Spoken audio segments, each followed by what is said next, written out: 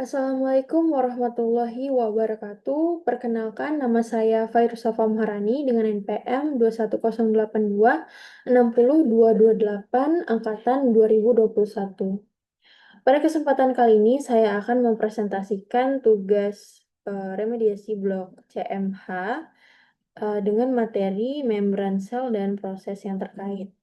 Pertama, saya akan menjelaskan struktur membran sel.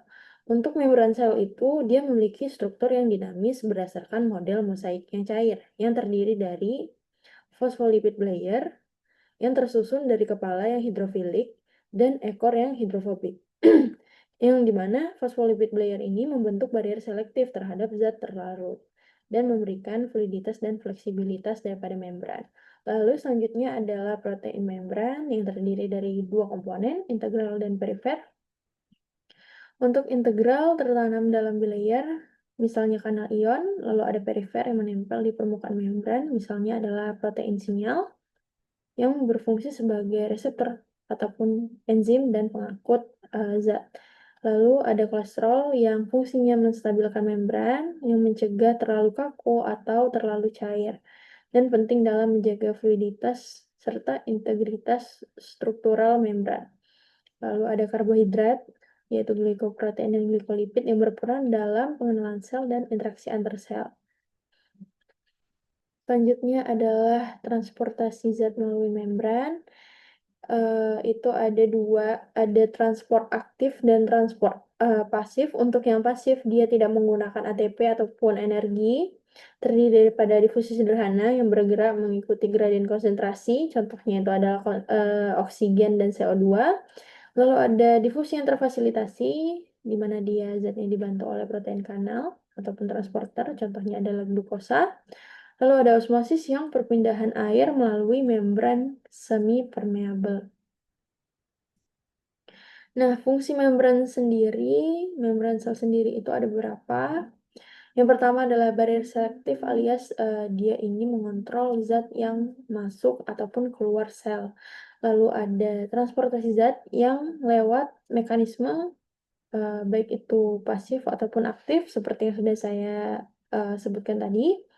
Lalu ada komunikasi antar sel via reseptor dan molekul sinyal. Lalu ada transduksi sinyal yang mentransfer sinyal dari luar ke dalam sel. Selanjutnya adalah aktivitas daripada enzimatik. Lalu ada pengenalan sel berkat adanya glikoprotein di permukaan. Selanjutnya adalah jenis molekul yang melalui membran plasma. Nah, transportasi zat tergantung ukuran dan polaritas molekul seperti molekul kecil ataupun lipofilik yang nonpolar. Contohnya seperti oksigen, CO2, steroid yang mudah menembus membran melalui difusi sederhana. Lalu ada molekul polar kecil yang lewat difus terfasilitasi, contohnya seperti air dan urea. Lalu ada ion, contohnya adalah Na+, K+, Ca2+. Lalu ada molekul besar seperti protein dan polisakarida yang butuh transport vesikular. Selanjutnya adalah komunikasi antar sel. Jadi sel ini dia saling berkomunikasi untuk berkoordinasi melalui yang pertama ada sinyal kimia, yaitu hormon, misalnya seperti insulin, estrogen, neurotransmitter.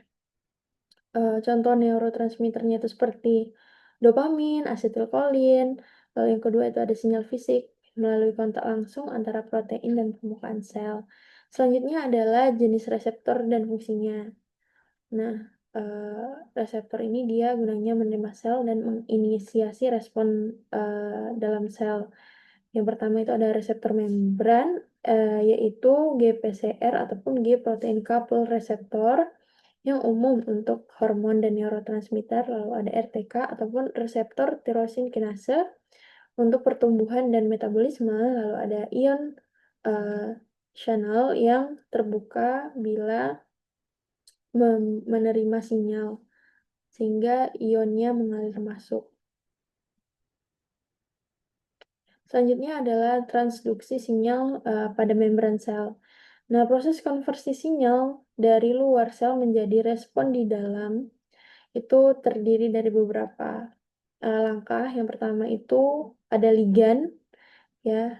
Ligan ini dia membawa sinyal yang akan mengikat reseptor yang menerima sinyal tersebut, sehingga reseptor tersebut akan aktif dan teraktivasi pula protein yang ada di dalam sel, sehingga terjadi rangkaian aktivasi protein.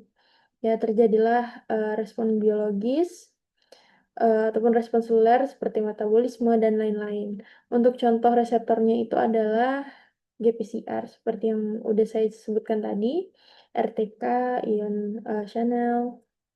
Lalu selanjutnya saya akan membahas enzim dan eh, faktor-faktor yang mempengaruhinya, mempengaruhi kerja enzim tersebut. Yang pertama, enzim itu sendiri dia merupakan biokatalisator, yaitu mempercepat reaksi kimia tanpa ikut bereaksi secara permanen. Nah, untuk ciri-ciri daripada enzim, yang pertama itu adalah spesifik terhadap substrat. Ya, ikatan seperti kunci dan gembok. Lalu dia tidak rusak dalam reaksi dan bisa digunakan kembali. Selanjutnya, faktor yang mempengaruhi kerja enzim itu ada beberapa. Yang pertama adalah suhu, ya, di mana suhu yang terlalu tinggi itu bisa merusak enzim sehingga mengganggu kerja daripada enzim itu sendiri. Lalu yang kedua ada pH, yang masing-masing enzim itu dia memiliki pH optimum, di mana kalau di luar daripada pH optimum itu akan mempengaruhi kerja enzim. Lalu ada konsentrasi substrat yang semakin tinggi maka akan semakin cepat hingga titik jenuhnya. Lalu ada konsentrasi enzim,